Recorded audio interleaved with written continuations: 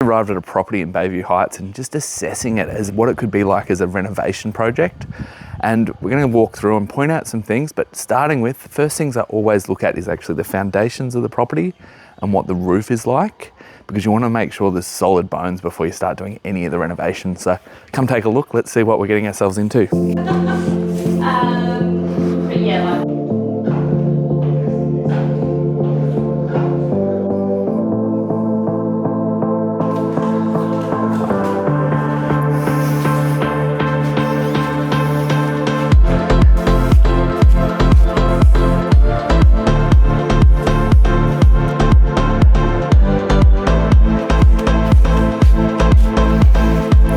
But one of the first things I look at is the roof screws, so they're always the first to go.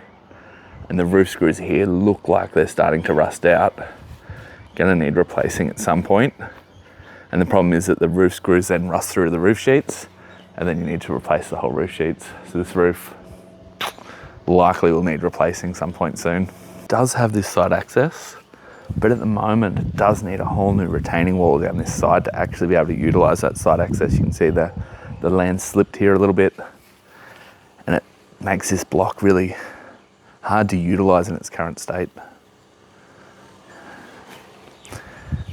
But there's actually a huge difference between a concrete pool and a fiberglass pool.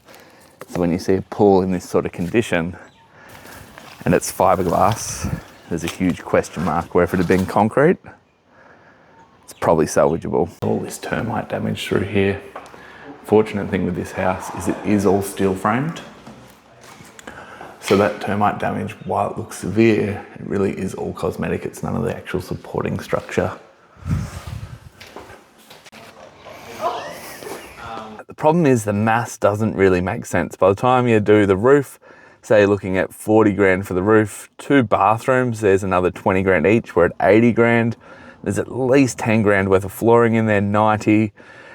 Kitchen, another 110, plastering, door frames, the door trims. Suddenly you're really looking at sort of 150 grand, and you haven't tackled the pool, you haven't paid for stamp duty on the way in.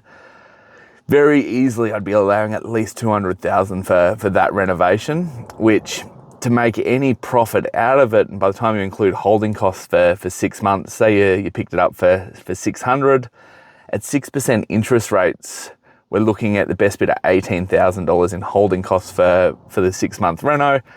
For me, you'd probably want to allow like 250 for your stamp duty, your holding costs, your reno budget. Even at 600, you're then looking at an 850 finished product. That's probably all the property is really going to be worth in this market at the moment, maybe 900. So it starts to bring it back to, you probably want to be picking something like that up at around 500,000 to really leave any cream in it to make it worthwhile doing. And this is where the cosmetic renos of just changing the carpet, giving a coat of paint, is so much more economical in this sort of market than trying to do those extensive renovations that take such a long time.